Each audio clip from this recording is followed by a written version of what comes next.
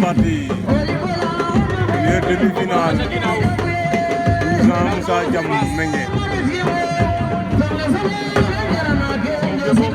deuxième phase de finale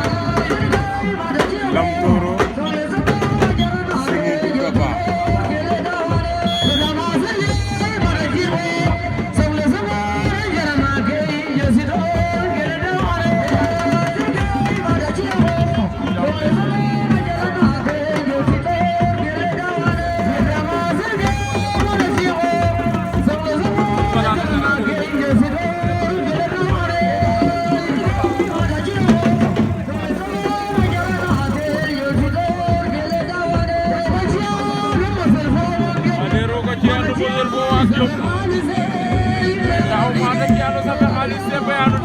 ajane san sa jem na tànk ba daka yéen wala rikam jambe waaw loolu